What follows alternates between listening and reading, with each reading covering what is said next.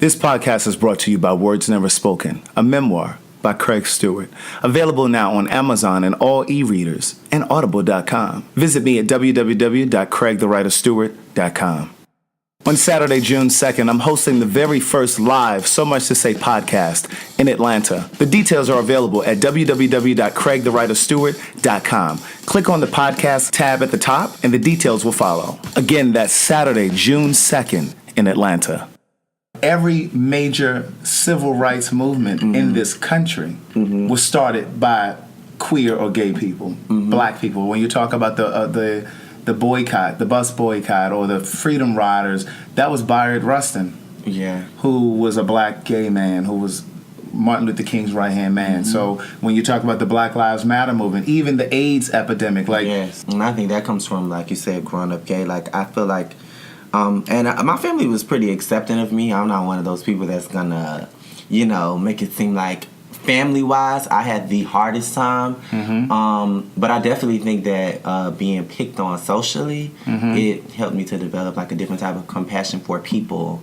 To where, not to say that gay people care about people more than anybody else, but I definitely think that that's the reason why when it comes to like social injustice and things, we experience it so much that it's so deep to us. Like, I think, I'm not belittling the black struggle because it's definitely a struggle, but it's like I always tell people, like, being black and gay is like one of the hardest things. So you're gonna do one or two things. You're gonna come out of it really tough.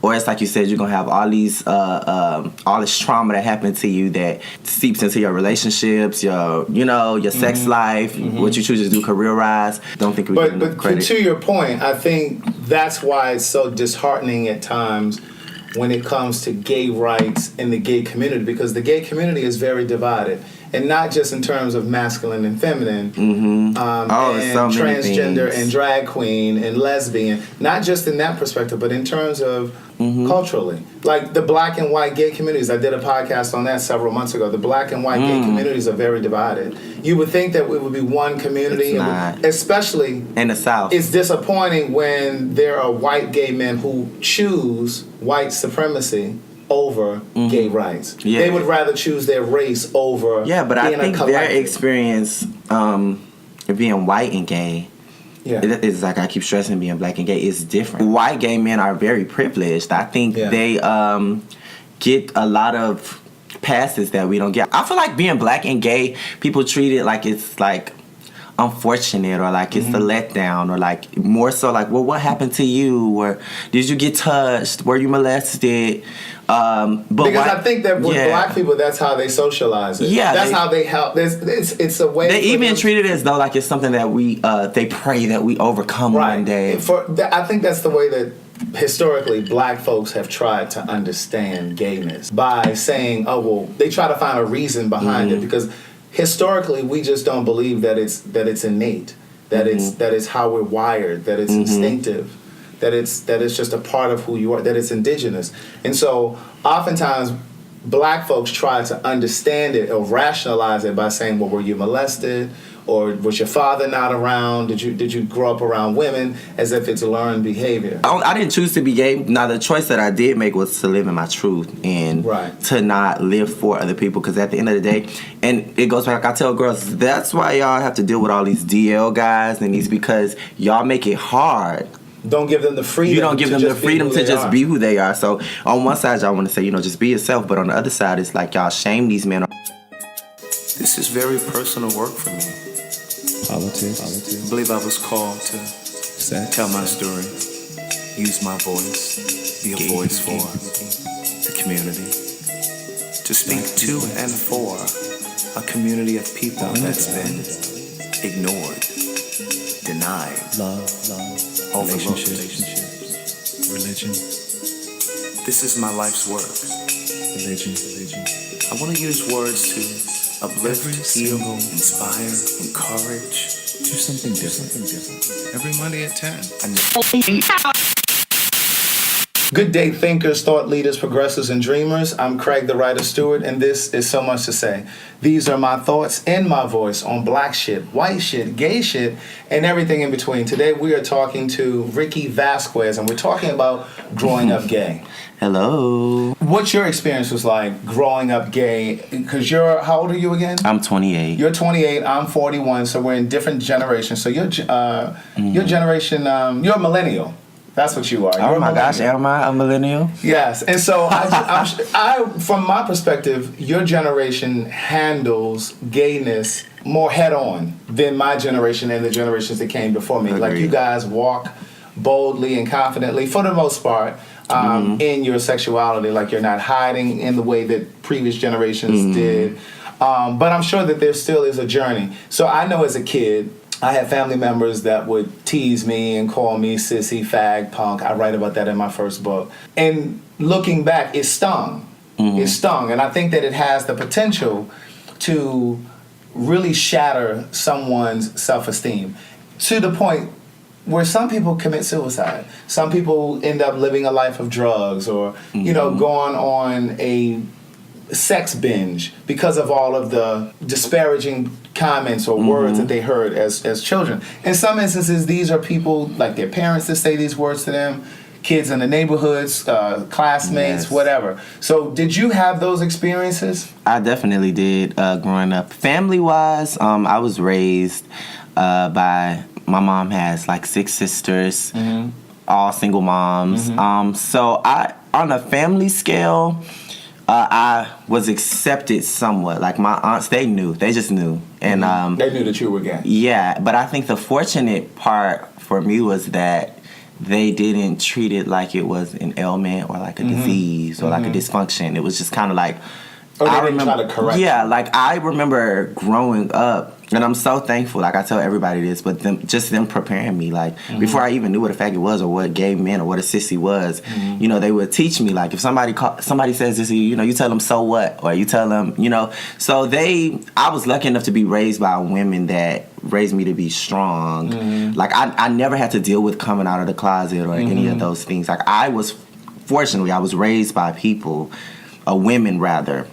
Because it's a different story for the men in my family. I definitely feel like they would feel like my mom and my aunts were like too soft on me, or as if that was going to change. Yeah, and I did everything my cousins did. For the most part, I was a normal boy. I played football in the street and in the grass with the boys. I played basketball. I rode bikes. I got in trouble. I fought, but I had crushes on the boys that I was playing football with.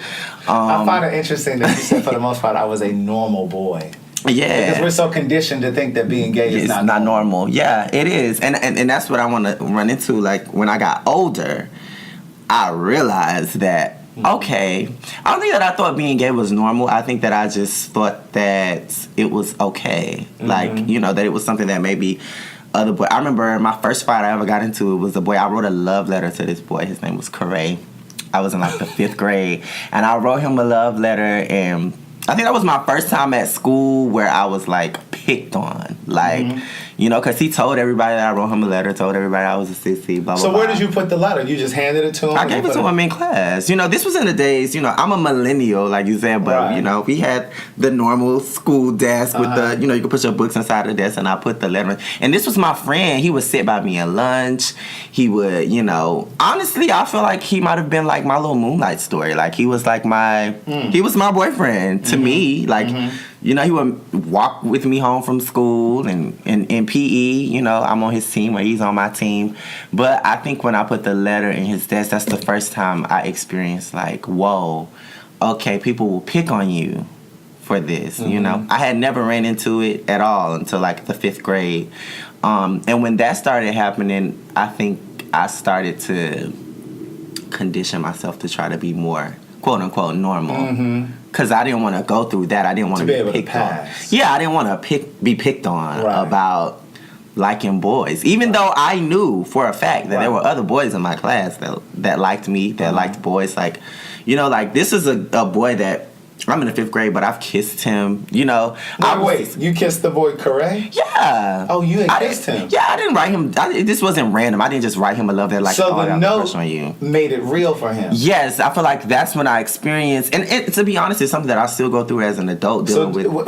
Go ahead, finish. Dealing with guys that might be like on the cusp of being closeted and out. Or like I just posted something the other day on my Instagram about this like invisible or like imaginary hierarchy in the gay community of like, I don't go to gay clubs, or you know, I'm not that gay, or I don't live the gay lifestyle, like you said earlier. And when you make it real for guys, it becomes like a problem. Right. So, but so let me ask you. So, do you have siblings? I do.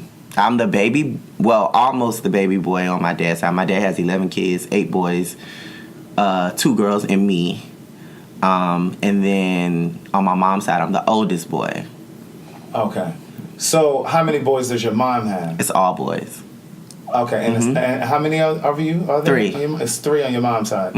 Okay, so your mom never. Let me ask this: so did your brothers on your mom's side? I'm concerned about the ones that you lived in the house with. Okay. Did they ever tease you or call you faggot, sissy, or anything like that? Never ran an issue with my brother. They've never said anything like that. So like, because see, in my experience, like as a kid, like I spent most weekends at my grandmother's house, my maternal grandmother's house, because my brother and sister, there's a 14, 15-year gap between us. Okay. So my cousins were closer to my age, so I spent every weekend down there.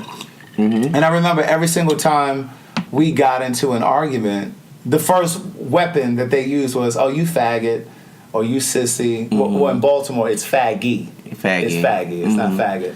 But they would say those kinds of words, and I remember feeling dejected by those words, and it became a source of my insecurity as I got older. And again, these were things that I started to uncover and discover as I was writing my first book, because I remember I was a journalism major in college. Oh, me too. And so I had a lot of speech classes, so I had to get up in front of the class and talk, and so I would always dread having to get up in front of the class, because I was always wondering, well, do they know I'm gay? Are they looking at me? Are they overanalyzing it? Are they looking at my idiosyncrasies and my Are they listening to my voice? Because it took a long time before my voice would change.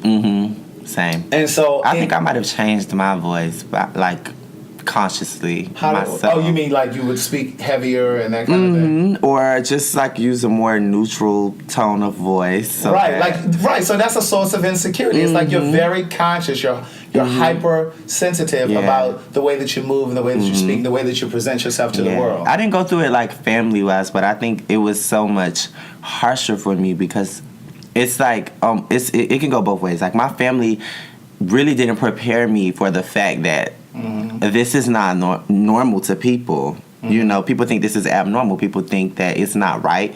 On another scale, people think that it's like, you know, a sin, or you know, people think it's a problem. Like, and a lot of the belief that black folks have in particular reach back to the church and religion. It's true. And see, my people are from, we're from Miami. My mom, they're from the islands, Dominican, Haitian, and so they're not as they use the word Yankee.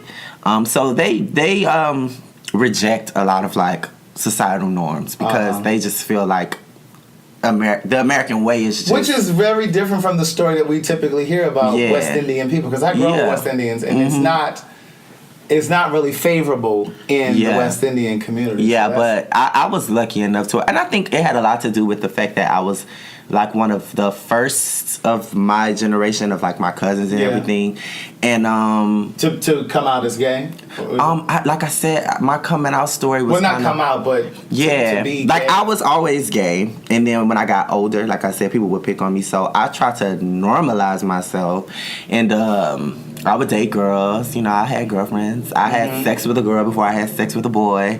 I tried, like I really tried, because what I'm saying is, it was this big... I was confused. Like, over here, it was like nothing is wrong. But I would go to school. It was like I was myself at home, but I would have to go to school and be somebody else. Right. So it was a complete opposite. Whereas I feel like a lot of other gay guys that I grew up with, at home they would act one way, but then they would go to school and they would just be bouncing off the walls, and you know what I'm saying? Mm-hmm. But it was okay because by the time their mom came in, like I will never forget, there was a little boy, we used to call him Rainbow. He used to come to school, he would change his clothes. He's a girl now. He would change his clothes. He would change his clothes, like, you know, he would change his uniform, like make it like more feminine and more. So his family was not down with it. No. So when he got to school, he would change girl. his clothes. Yes, as a girl. This was in elementary school. This was in like 4th, 5th grade. His name was Rainbow. Then? We called him Rainbow. Oh. That's what they would call him, was Rainbow. Oh. And As in the gay Rainbow. he embraced it. Like I always tell people, I feel like that was like my first, like I love like drag queens. Did like, he answer to Rainbow? Yes, he called himself Rainbow. Like he was Rainbow. He owned it and embraced it. And at school, I would admire him because that's what I feel like. Although I never wanted to. I never felt like. I never had like a gender identity crisis, you know. Mm-hmm. But you thought you wanted. But I wanted to be that comfortable at school, and just it was for the longest time I just never understood why can't I just have a boyfriend like all. You were thinking that in school? Yeah, like it was like, what's the problem? Like, why do I have to have a girlfriend? I didn't get it. And all the other guys growing up that I liked, that I dated, that I would text, be on the phone with, they had girlfriends. So when did you shake all of that? When did you get to the point where was it after school? I feel like college. I feel like I went through most of my what do they call that? Primary school, yeah. I feel like it was something that I just fought with the entire time. Like I had girlfriends until my freshman year in college. So let's go back to Corey, the boy that you wrote the letter. Oh my gosh, Corey's family probably is gonna hear this. Is Corey gay? I have not seen Corey. That's why I call him my little Moonlight story, because I haven't seen him. Like I feel like I wouldn't know. It would be interesting. So in the world of social media, you haven't come across his Facebook or Instagram or anything like that? No. All right, so let me ask you this. So you said you had sex with girls before. Because I've never had that experience. I used to play with the cootie and all that kind of stuff, but I never actually I did have sex with girls. Did you enjoy it, or was it just I did. But I knew romantically, like I'm such a romantic person. I just knew that I never wanted to be with a girl. Because it's not about sex. It's about the intimacy. Yes. Like I never felt intimate with a girl. Sex to me is a sport. It's sex. It's just like, okay, we're here. We're horny. Let's get it. Let's do it. But emotionally, I didn't care about my girlfriends or care about speaking to my girlfriends the way that I wanted. I wanted to text a boy. Like I was dreaming about boys, you know? Or like I remember in the neighborhood, I feel like I was like the only boy in the neighborhood. And to be honest, people don't want to hear this, but I think homosexuality is something that all little boys go through. Like I just feel like I agree. Yeah, I feel like all of our first romances is usually with a boy. I don't know if I would say romance, but I would say sexual attraction.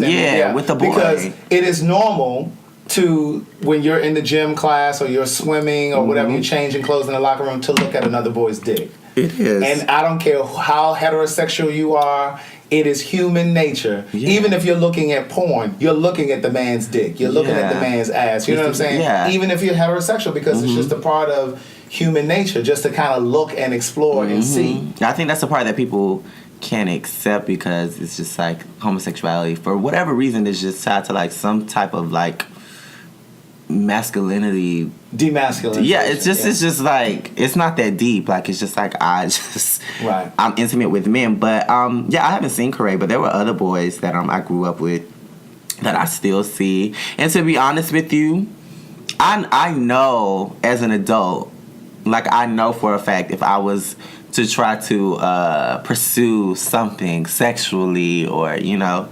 I know they would be with it. I could tell by the way that I'm handled when I'm around these guys, because now, you know, I'm somebody, when I go back home, everybody knows I'm gay now. Like I was like one of the first from that millennial era of, you know, I was one of the first boys that was like, oh well, you know, Ricky is gay. And I went to Miami Northwestern, big school. I was popular. I was homecoming king. Like, you know, I had a big family. It was like almost like brave of me to even think about just being gay. I had boyfriends at school. It was a major thing. But I've seen You had boyfriends in high school? Yeah, I had boyfriends and girlfriends. I think that was the dilemma for me and my mom. It was just like, my mom was like, okay, you gonna talk to girls or you gonna talk to boys?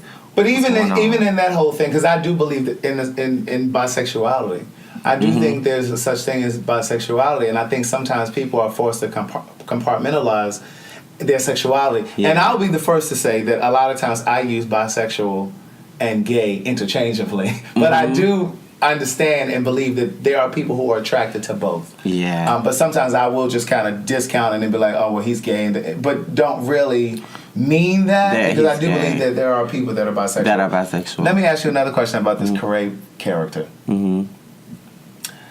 Do you think that when he was nervous or he acted differently after you wrote the letter to him, do you think that that is the case or indicative of a lot of men and why a lot of heterosexual men, I don't know if he's heterosexual or not, but do you think that that's why a lot of heterosexual men shy away from having friendships with gay men because they think that there's going to be a point at which we try to cross the line or want more than I don't friendship? think it's always about us crossing the line. I just think that it's just, even if it's a friendship, I feel like it's just a certain level of affection, caring about your friend that is gay, that makes a lot of straight men uncomfortable. And it's not that they don't want to do it, it's just like they don't want to acknowledge it. Like, or do you think it's sometimes the association with the rest of the world? Yeah. Will think if you're friends with this gay boy. Yeah, I've had a lot of heterosexual friends because I have all my brothers are straight. Like, I don't have any gay brothers. I'm probably,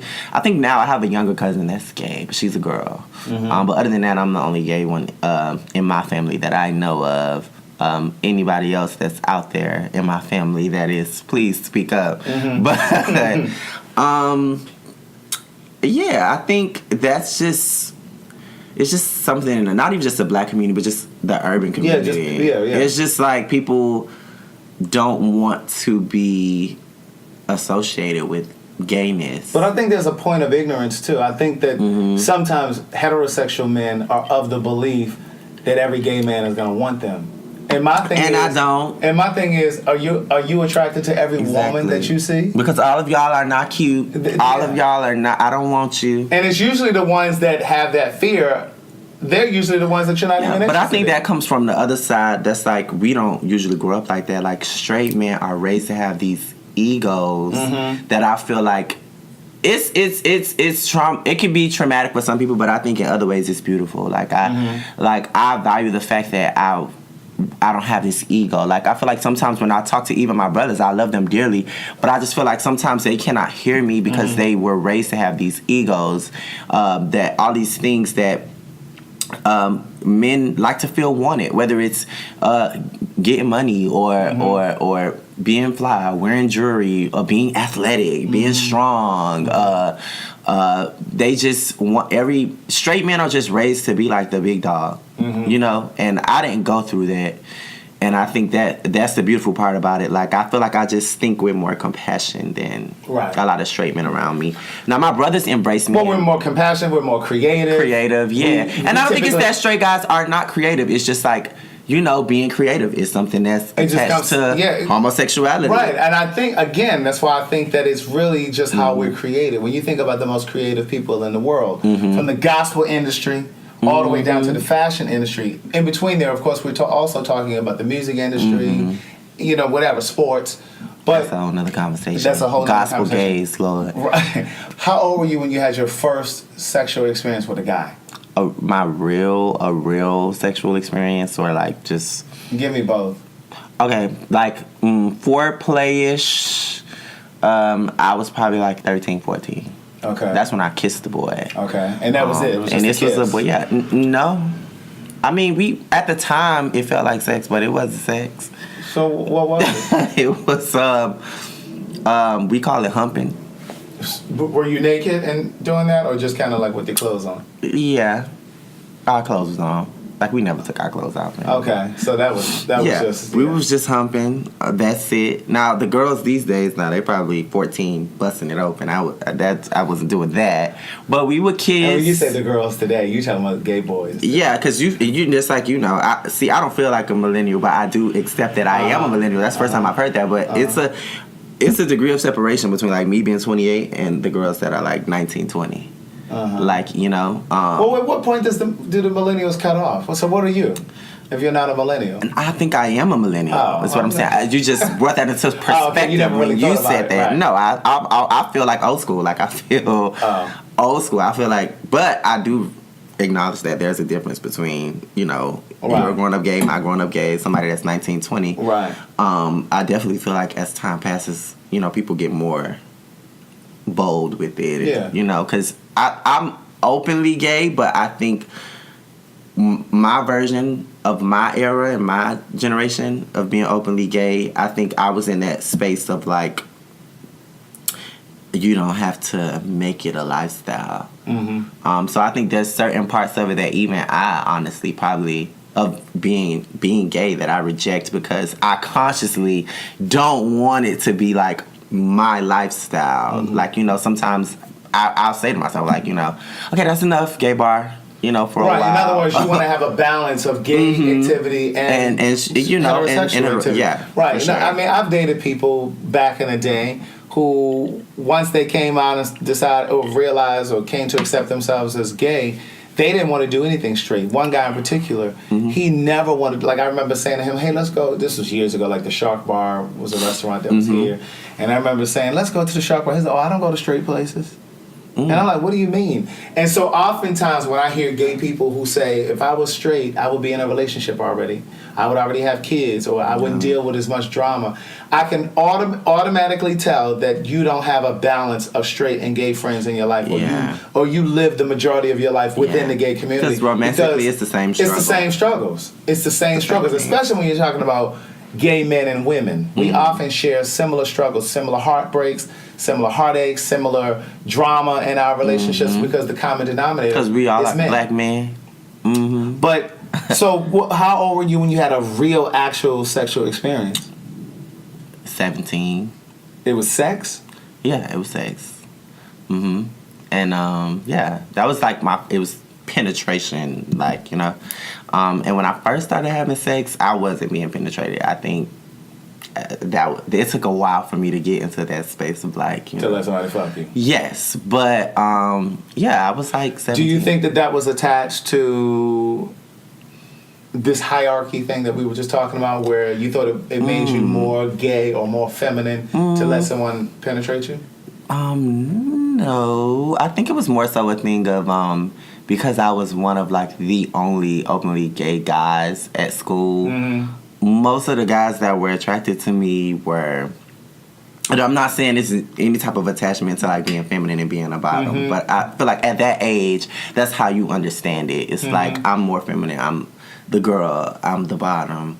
When you don't have any type of like gay sex ed, because there's sexual education, but nobody tells us about this gay stuff, so Right. you kind of have to Figure it out as you go. Or go on YouTube. Yeah, so the first guys that I was having sex with, and it was weird because they were probably, you know, they play sports, they play football or whatever the case may be, but I feel like maybe the curiosity of it for them was getting fucked, or, you know, that's what they wanted. And at that time, I just, you know, I gave them what they wanted. It was easier for me. It was like... So then how long did it take before you started? I think I was in my first relationship when I got penetrated for the first time. I was 20 in college, and I was dating my boyfriend at the time was like 26. So did you enjoy it? Yeah. I did. Does this part of the conversation make you nervous? Or I don't know. It's part of the vodka. I don't know. that the vodka should make you more calm and relaxed. But this is so much to say. This is how we talk. Yeah. So yeah. So how did you know how to get prepared? How did you know how to get ready? Well, off the record, my family's like super holistic, so I've always done like ginger teas, detox teas, laxative teas, echinacea teas, so I don't catch a cold. Like I'm super. I feel like I have a clean body. Like just. I was proactive about it. I was raised to be like that. Hydrating and all that stuff that I talk about, that's real. That's a part of my life. Like so you didn't really make... No, like honestly, till this day, I've never purchased any enemas. I've never been through that. I've never had an accident. It's never been a thing. I just always, I take care of my body in advance. Whether I'm having sex or not, I'm gonna do my detoxes and my laxatives and all that. So getting ready wise, now as far as pain, I think it was love at the time. Like, I thought I was in love, and this was this older guy. He was like a lawyer. He was like taking care of me. So I felt as though it was a sacrifice that I had to make, and I had to just take it. And So does this feel painful now for you? I don't know. My sex life is dry right now, so it's probably gonna hurt when I dive back into it. But no, it's pleasurable. I feel like as far as anal penetration, it's just a matter of knowing what you're doing. And a lot of people put it on the person that's taking it, but I don't think it's on the person that's taking it. You got to know how to give it. Yeah. So, but yeah, it didn't feel great at first, but I was willing to do it because I was emotional about this man who later went on to be trash and not be my soulmate. But okay. He opened up those doors, no pun intended, for the next guy in line. He opened up them walls. Yes, he did. He did. So do you crave being penetrated more? No. Okay. Penetration is not even a major thing to me. I'm more like into like foreplay, and we can penetrate, but we don't have to do that every time. I don't have to penetrate you, you don't have to penetrate me. But I'm definitely somebody that identifies as like fully versatile. It don't matter to me. As long as it's good, just make it good on whatever side we gonna go on. Don't come up in here playing. That's Literally. Literally. Don't come up and just make it good. That's all I'm saying. And we don't have all day either. I don't know. Right. That's another conversation. Because the girls are out here getting drugged for hours. You got about 15 minutes to get in and get out. Yes. That's it. All right, so let me ask you this. Back to the conversation about words. So, do you think that the words... Did you have classmates or anybody that would say sissy, fag, or punk, or whatever? Anything that stands out? Yeah, definitely, of course, faggot. Faggot, and this... Did it sting? In Florida, it's this word. It's called booger. And that's, like, the worst. Like, I remember... Me and my dad are fine now, but I remember when he got out of jail, he was incarcerated for like 12 years. And that's how he asked me. He was like, so are you a booger? Like, you a booger? Like, how old were you? I was like 16. And honestly, I think that might have psychologically been the reason why, even though I was gay, I dated like softer boys. Because I didn't want to be... soft and gay at the time. And that's what I was saying a moment ago about this whole hierarchy thing. I think a lot of times gay men, that's a part of the trauma that some of us carry with us into this community. We think that, well, if I'm going to be gay, at least I'm going to present myself to the world as a masculine gay man, or I'm going to present myself in the bedroom as the quote-unquote top, because in the eyes of the world looking, it's more... quote-unquote acceptable if I'm the one doing the fucking and not the one that's getting fucked. And I think that sometimes really damages the potential for many relationships in the gay community because of the way that we socialize. Yeah, for sure. The sexual roles. And I think, too, especially now that I moved to Atlanta, and it's so many gay men here. Listen, like, this is the hub. Yeah, it's overwhelming almost. Like, I remember taking my straight female friends to... opera. How long have you lived here? I've lived here for like just a little over a year. Okay. Not that long. And did you come here for the gay? No, I didn't. I moved here. I actually was going through this court case, which of course, NDAs and stuff. I can't really get like deep into it, but it was like, I was assaulted behind, the word faggot and those types of things. And I've always worked in clubs and in promotion at the time. And I just had to get out of Miami. Like, I just needed, like, a fresh start. And honestly, it was, like, the next best. I needed something that was still fun, but more charming and slower. Right. And I felt like Atlanta was perfect in being that I already had my brothers here. My dad was here. It was just an easy transition for me. But, of course, I used to bartend at gay clubs at home. And when I got here, I started working in the gay clubs here. And I had never seen anything like it. Like, Atlanta, for one, Atlanta is just like Chocolate City to me. Like, it's just like you see all of these black people owning houses, big houses, good jobs. I remember my dad, and this is an ex-con, like, I remember taking jogs in the morning. Because I run every morning, And I remember running through his neighborhood, and these are big houses, like, in this big subdivision. black people. I never seen nothing like that in my life. Like I've lived in a big house, but all our neighbors was Latin, white. You know, so I think here, Atlanta's just a different ballgame because one, I feel like a lot of the gay men here are pretentiously hyper masculine. I feel like they attach masculinity to like things that don't really make or break it, like the career that they have, or you know, they might wear, this is no shade, but they might wear snapbacks, they might wear Timberlands, they might, you know, and it's like me being 28. Well, that's drag. They're dressing in drag. Yes, well. It's like to me, it's just like, bro, I see you. I already know what's going on. Right. Like, but I feel like a lot of the guys here, they try the same thing that I was doing when I was 16 and 17. That's what they're doing now. They moved here from like these, you know, these smallest places, you know, country towns or smaller cities, smaller towns, and they come to Atlanta to be around more gay people and to be who they are. To be who they are, but it's like in another sense, it's like they don't know who they are because they're coming from places where they might be one of 5 gay people in their whole town. But they move here because they can become the person that their family won't know. Won't know, exactly. So I did, like, even anytime I go to Dugan's on a Tuesday, shout out to Dugan's.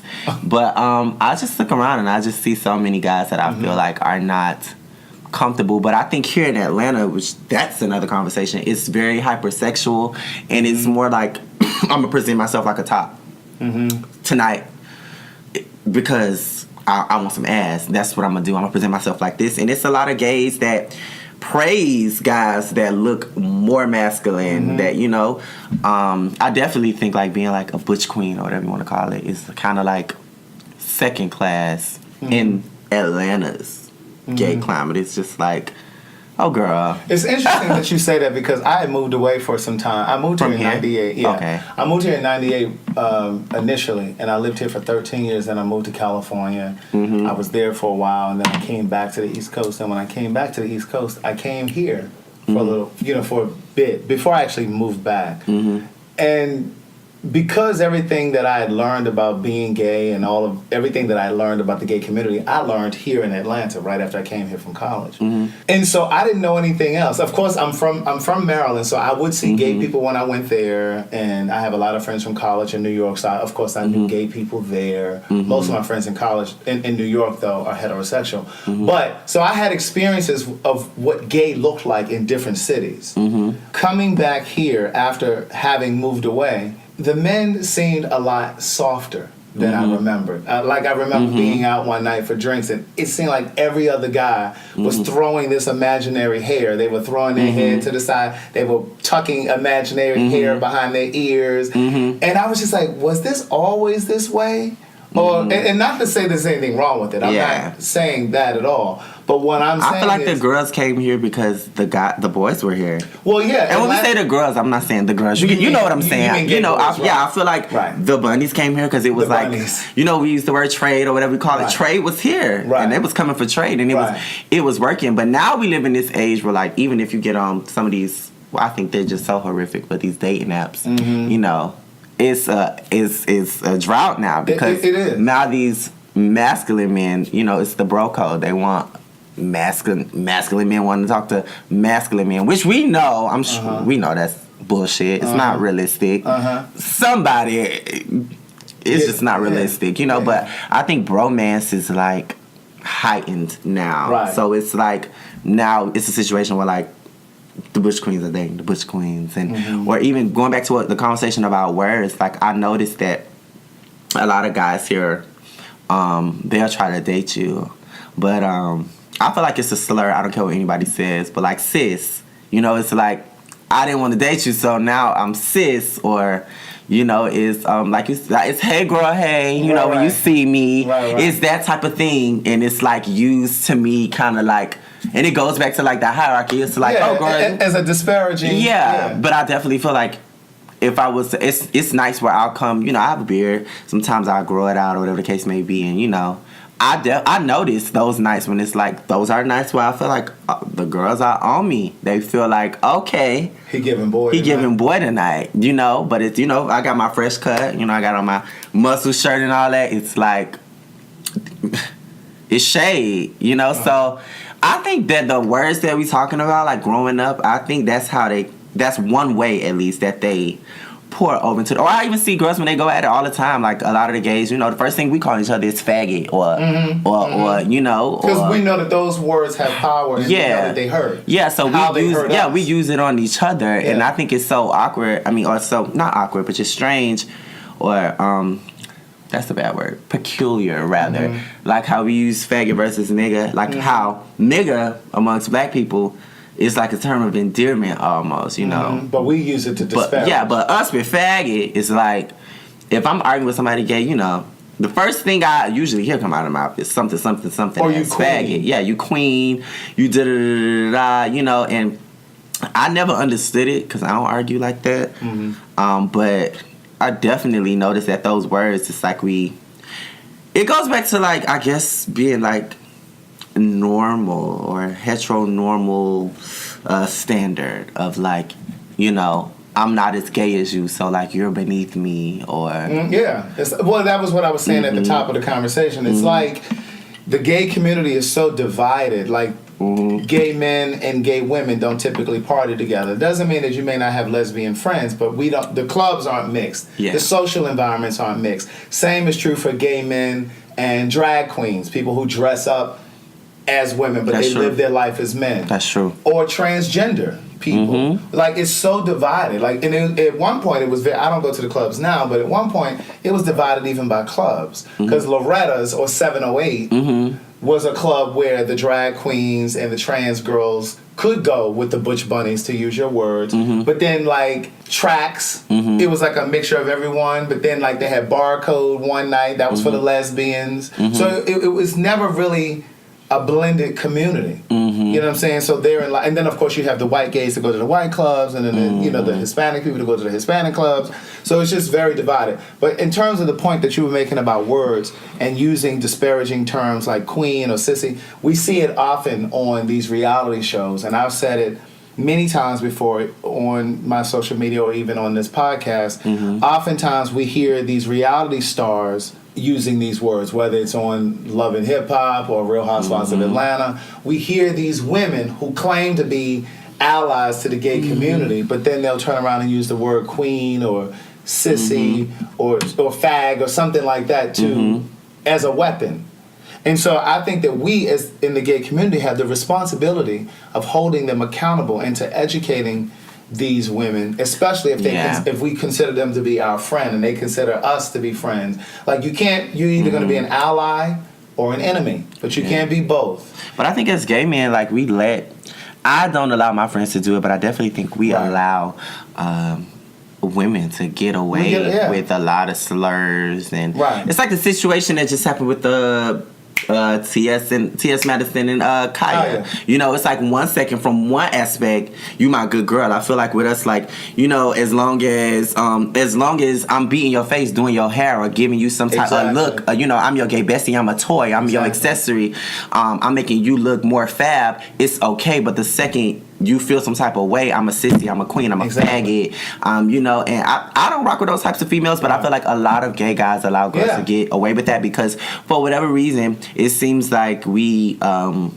don't know, we just give women a pass to kind of, I don't know if it's some type of like, it's some sort of a dysfunctional relationship. Yeah, it's just like, because even when you think about these gay promoters, whether you're talking about promoters in D.C. or Florida or wherever, oftentimes these promoters will hire these same reality TV stars, these women, to come and walk through the club, to host the club during Pride. And these are the same people that have used the words faggot, sissy, queen, and that kind of thing. I remember parties in Miami, they would have all boy parties. I'm talking about, you would get to the door and I would see girls who I know were little bunnies.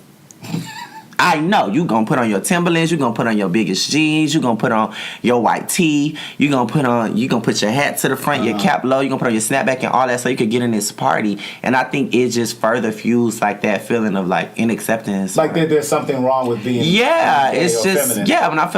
And I feel like that's the problem that I will give them that. I feel like white gays do not go through that. Like I feel like even to the point and not to say that a more masculine guy is supposed to date a Bush Bunny or somebody that's more feminine, but I have an issue with like, because you masculine, you know, like, and I know for a fact, like, I'm a guy that is effeminate in so many ways.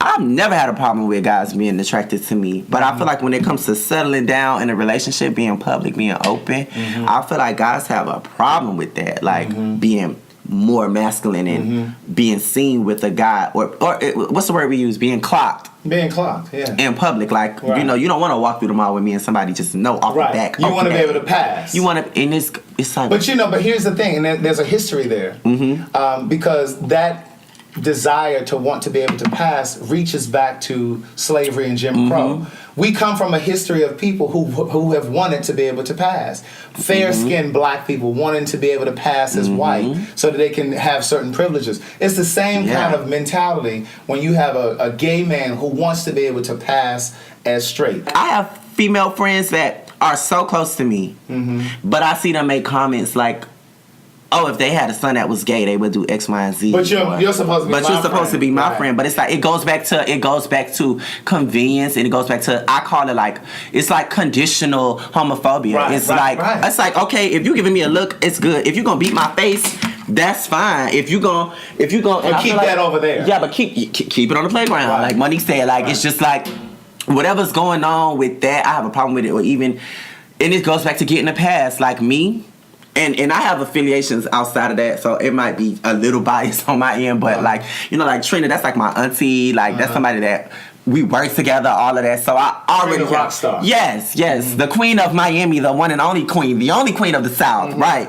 So what I'm saying is, I feel as though we give these girls this pass sometimes, or even sometimes, like I would see people tweet, oh, it's just entertainment, and it's like, that's entertaining to you to be slurred at and to be, but it's like we give the girls a pass. Like I personally, I love a feminine woman. I love like a Kim K or, you know, a Beyonce or Rihanna. Like, I think the girls that go over the deep end, and there's no shade, we don't got to call no names because y'all know who these girls are, that feel the need to be overly beat and yes, and to me it's offensive. It's they like, reach into the gay community for gay lingo and semantics. But they reach into us because, like I tell the girls, the gays, we are the most rejected, but copied, but conditionally accepted community on the planet. The girls don't rock with us, but let me say something about the gays. It goes back to how I say I feel like we just grow up more compassionate, more supportive. Like, go to a Beyonce concert. Who there? Us. Go to Rihanna concert. Who's there? Us. This fashion, who's pushing it? Us. Right. Makeup industry, who's pushing it? Us. Kim K, when she was beating her own face, she wasn't beat. She met Mario. Mario stopped beating that face. We know this comes from stuff that we learned doing drag, doing all these things. Right. Even I feel like the hair industry, how straight girls go through this illusion of these wigs and having no hairline. Drag queens been doing this, giving this illusion. So I think that we are copied, and it's like retort. It's the same thing that it's like appropriation. That's what it is. It is appropriation. I've said so many times that black folks are always talking about white folks appropriating black culture. But what about heterosexual people that reach into the gay community, use our lingo, take all of our talent and everything, and they use it for their own, but then they reject us. And the reality is, there was a point where black women were literally becoming gay men. Right before my eyes. It was like, you couldn't tell if she was just around a bunch of gay men. It was like, yes, and like just acting really like they were becoming gay men, like literally. Like every reality show, it's like, okay, she's been around a lot of gay people. I hate when girls make, like, anytime we talk about gays getting into it with gays, but get into it with a woman. First thing that you, going back to that situation, oh, you want to be me, and you want what I got, and it's like, no, girl. I don't. Right. You can keep all that. Right. I don't want that. Right. But I don't know. It's something. It's just so deep to me when it comes to like us showing love amongst each other. Like I feel like it's probably gonna take decades for the gays to get it right, like how it needs to be. And it's the same. It's like with black folk. I feel like black folks still ain't got it right when it comes to loving on each other the way we need to be loved on to make some progress. But as far as using names and just kind of just like rejecting each other, like it's the issue. But to your point that you were making a moment ago when you said you have female friends that love you and adore you, but they'll say, oh, if I had a son that was gay, I couldn't deal with it. Mm-hmm. It's no different than a white person saying, oh, I have black friends, but then they, out of the side of their neck, calling It's the somebody a same nigger, thing. or they having racist. Mm-hmm. And you can't thoughts tell, and you things. can't tell. Like, I've conditioned my friends. This is, like, I go hard with my friends so they know, don't try it, girl. Like, you know, even to the point of, like, you know, a lot of the girls that I know, you know, they popping girls, they out in the clubs, you know. I know it's times where, like, they always want me around, so I definitely have realized that. Although I'm somebody who I've been around these other straight guys, down to, like, guys that's popping in the rap community, all that, in the clubs, all that, I feel as though it's always made a point of, you know, you're not extra, or... You know, we can accept you, we can mess with you tolerate because you don't do all that, or like if somebody else comes around with another woman that's extra, it's like, you know, that's why we rock with you because you da da da. And it's not even that. I feel like a lot of times people don't even realize I'm just quiet when I'm on that scene, because to be honest with you, I'm usually uncomfortable, especially some of the things that have happened to me with hate crimes and being assaulted and all that stuff. You know, so I'm just quiet when I'm on that scene. It's but I've said for years, being gay is a responsibility. Because it's being in spaces like that and having those teachable moments where you, like, I have a cousin who is very uncomfortable around feminine gay guys, and we had a moment a couple years ago, and he said, Craig, one of my coworkers is just, you know, he's just so soft, and da-da. And he said, I just don't even want to be around, like, he never tries anything, but I don't even want to talk to him because he's just so feminine, like the way he talks, the way he moves.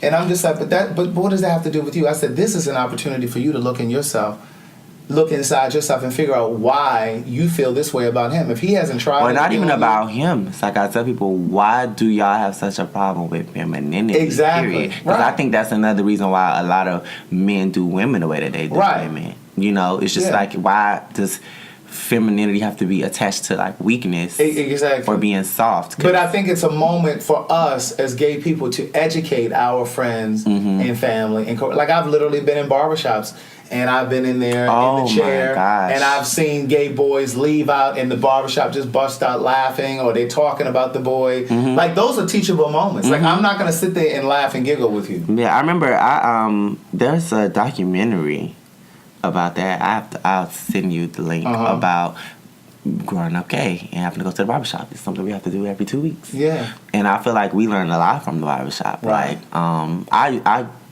grew up getting a haircut every week, and I feel like all the stuff that I learned when I spoke about acting less gay, I learned from the barbershop. Yeah, you learn how to walk and move in there without being clocked. Yeah, so it was like, and of course, I'm sure they know I'm gay now when I go to the barbershop, but I feel like even with that, it's like a different type of acceptance, and it's still made a point of, you know, even though you gay, you know, you don't carry yourself with all that, and it's like, what is the issue? Even if I did, that's nobody's business. I came here to get a haircut. Right. But the way that we sometimes, the efforts that we take to try to pass, not just in the barbershop, but just period, answering the phone with a heavier voice, or when you're in the company of a straight man, what's up, yo? You're like, you trying to drop your voice a couple octaves, and you shake hands extra hard, and like you are literally morphing into something in someone else. You know what I'm saying? So it's those kinds of things. Like, I've literally been in relationships with people,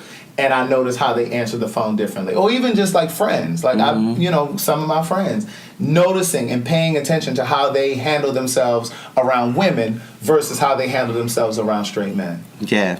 Not it's really living different. their full selves. And I think around women too, like, even though, like I said, my family was accepting, I think they always made it a point. And it's not a bad thing. I feel like they did the best they could do with not knowing what to do.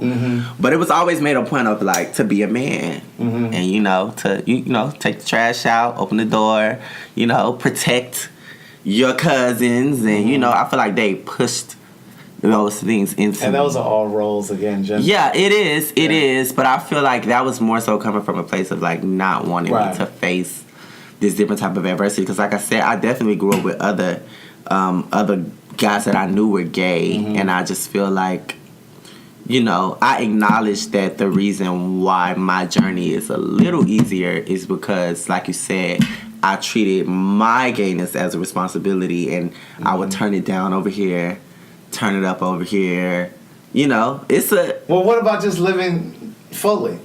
No, I do. But, you know, I think I'm the type of person... I know that people are ignorant. And I feel like ignorance, you can't change it. Like, it's like, I'm 28 years old. I don't have time to... I can have this conversation with you. You get what I'm saying? Because you're somebody that's not ignorant to it. But it's like, I couldn't have this conversation with somebody that... Ignorance is ignorance. They just don't get it. And I'm not here to force you to get it. I'm going to put out into whatever education I think you need. But it's like, I'm not going to force you to do that. So if that means when I come around you, I'm just going to sit on that couch and I ain't going to say too much... That's what that means. Now, that don't mean I'm going to want to come around you, but that means if I have to be around you for this period of time while I'm doing this work over here, I'm going to do what I got to do. But I feel like in other areas, I definitely, like, teach people that they just got to respect, you know. I feel like it's times when people want you to do that. Like, I remember when I first started doing, like, media work as talent, on, like, you know, filming these shows and being on TV and all this stuff, like, they would ask me to turn it up. Like, they want you to be more gay. They want you to be more. Or I would even notice, like, I feel like, which is another conversation again, but just, like, being gay and being somebody that, of substance or having some sort of intellect. It's, like... It's kind of what you see on television sometimes. Yeah, it's like, girl, we want mess, girl. We want shade. Right. We want, you know... gay character they don't on television that's overly feminine, popping gum. I remember, like... losing gigs behind not being gay enough or you know not wanting to I feel like they would want me to imitate like a ghetto black girl or you know like I just feel like that's what they would want. It's not an issue anymore, but I feel like it took years for me to establish myself as like this is not that, and if that's what you want, you could get this person or this person or this person, but this is not that. I'm gonna let you live and all that ignorance that you got going on, because just like you judging me on the other side, I'm judging you too. I think you ignorant. I think you got a lot to learn about life. I think it's unfortunate that, you know, a lot of straight men, and I think that goes back to just their egos. Like straight men just have these egos that they are raised to have. Like it's funny to me that women are taught to, like, you know, keep their box closed and keep, you know, keep their body count low. But men, it's keep an their accomplishment. box closed, meaning keep their chastity belt on. Don't you know, but men, it's like by the time you 15, they want to know, are you getting any pussy? Like, what's going on? How many girls have you had? How many baby mamas you got? Like, I've listened to guys talk about they baby, like, this is accomplishments to them, amongst them. Like, they got all these baby mamas. What's your baby mamas looking like? How many girls you got? How many? Whereas a woman can't do that. Where even like, and I think that's another struggle with gays, is just like a lot of us still move like that. But then, like, as far as get as much sex as you can get, it's a good thing. Yeah, and I think part of that too is you're not being emotional. Yeah, and then after years of suppressing your feelings, because like for me, I was 22 when I had my first sexual experience, you know, a real sexual experience with a guy. And it was almost like playing catch up. Not necessarily for me in that sense, but I noticed like the people that I was around, the people that I would meet, they were having sex often. It was almost like they were trying to catch up for the years that they were suppressing the feelings, the years that they were in high school, and they really wanted to be with a guy. So it was almost like, oh, he's attracted to me too? Oh, let me go over here and fuck him. Oh, he is too? Oh, let me go. It was almost like they were trying to sow their oats and catch up for lost time. Yeah. Where for me, I went through that phase, but it wasn't because of that. It was really connected to a depression that I experienced. Right. Well, I definitely think, like, when it goes back to, like, these dating apps and stuff, hooking up, I feel like for a lot of men, they feel like it's not gay until you, like, love a man or it's, like, intimate or emotional. So it's just like, I'm just knock all y'all down, just have sex with all y'all. Like, it's on the apps, like, oh, just hook up, or, you know, I'm not looking for no relationship, I'm looking for... And literally, they'll be describing a relationship. Somebody that I can kick it with, talk to, play games with, have sex if it gets to that. Right. But it's like, sir, this is a relationship. Right. But it goes back to, like, me writing Corey that letter. I was just gonna say it's like, that, you don't... Once you... Yeah, don't make it real. Don't make it real. It's like, don't make it real. Like, I've dated guys here that's like, oh, you know, I got a problem. Oh, you going... Where you going to? Oh, I'm going to Dugan's. Or... I was like, oh. Now, fast forward. This is when I first got here. Fast forward, these are the same men that I see every Tuesday now. Dugan's. But it's just like, oh, you want to do it's like I don't really, but it's like you gotta live in your truth. You gotta explore. Let me tell you something. 9 times out of 10, you're gonna be in Dugans, and 80% of the people aren't gonna even see you. Mm-hmm. But I feel like it's just that hierarchy of not wanting to be, or I feel like associated. Going out too much is like to a lot of, I hate using that word, but that's like faggotry to a lot of people. It's like you gotta be in the gay clubs when it's like really I could want to be in a gay club because I feel comfortable here. Mm-hmm. Because a club is a club is a club. I just made a post about that and somebody was saying that, oh, I don't go to gay clubs anymore. I only go to strip clubs. And in my eyes, it's like a club is a club. Mm-hmm. Okay? Right. A club. The club life is the club life. Right. You in them strip clubs, the same drugs, the same promiscuity. Mm-hmm. It's the same, all of that going on in there. But you want to put yourself on a pedestal. Right. Because you don't go to the gay club. Because they associate going to the gay club with being feminine and being too entrenched in the gay community. Yeah, you're not supposed to love yourself that much to want to. Or like Pride. All these people that just going to gay prides, it's like, this is for us. Mm-hmm. You can come here and be yourself. Mm-hmm. Well, at least you should be. Yeah, you don't want to go to Pride because you just don't go to Pride. It's just not a thing for you. When it's like, when I still talk to those same people, it's like, you want to go. Right. You want to get your peace. Right. You want to go have your fun, but you don't want to go to Sizzle. You don't want to go to DC Pride. You don't want to. You don't do those things. It's just too. It's too gay. It's just. It's. I feel like it's something that's nonstop. Like I said, I just have learned to exist through it and not associate myself with those types of people. Mm-hmm. But just kind of, if I do come into contact with people that are using those words or believe in these imaginary hierarchies within our community, I speak my piece, and it's like I said what I said.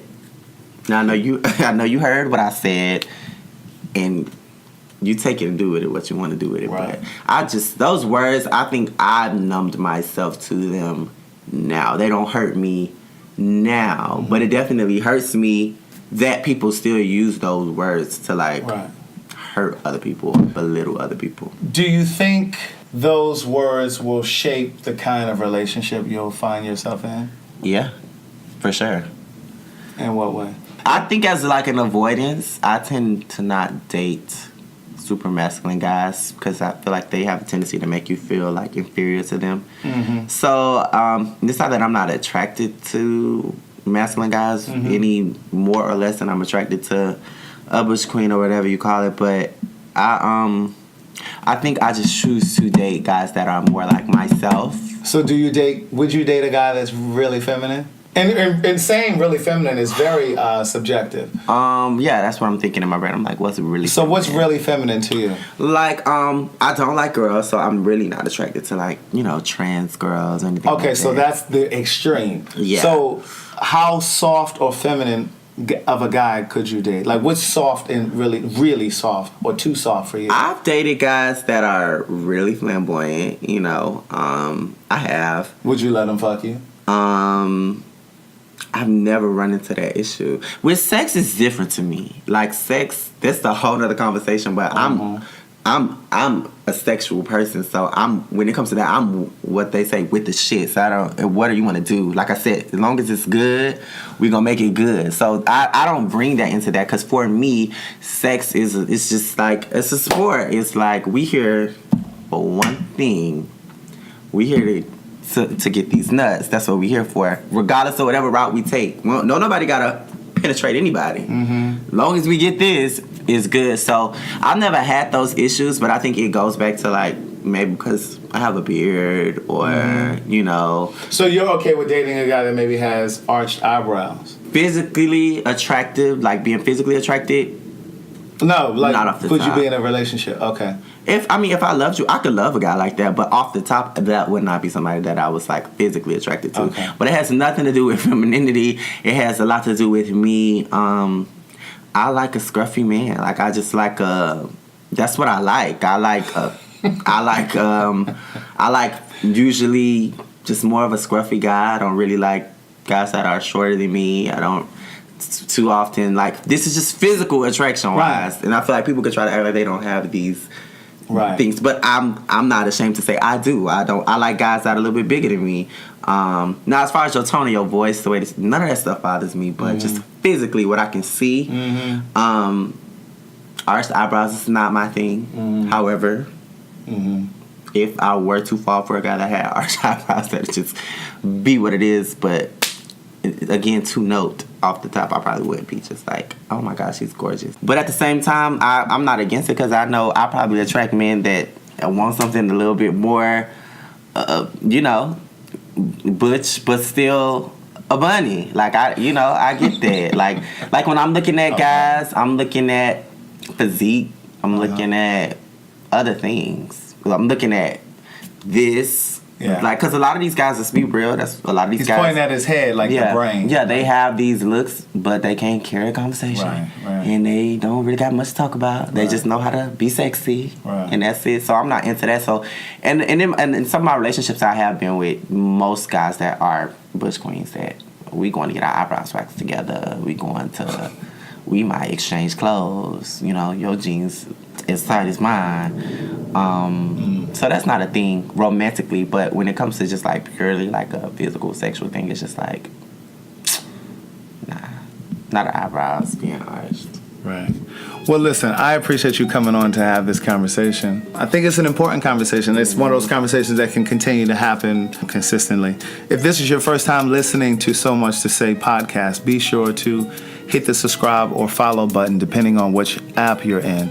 The podcast is absolutely free. We drop a new show each and every Monday at 10 a.m. The show's archived, so you can always go back to May 1st of last year, 2017. That was the very first podcast. It's available in SoundCloud, Spotify, Google Play, Stitcher, Apple Podcasts, TuneIn, YouTube, wherever you can listen to a podcast. If you're going to be in the Houston, Texas area, Saturday, April 7th, join me at the Missouri City Community Park soccer field for a signing. The address is 1700 Glen Lakes Lane. Those details are also on my website. Just click on the tab at the top that says where he'll be. But this Saturday, April 7th, I will be in Houston, Texas, signing and selling copies of all 3 of my books. So if you're in the area, please come by. Be safe. Keep loving yourself.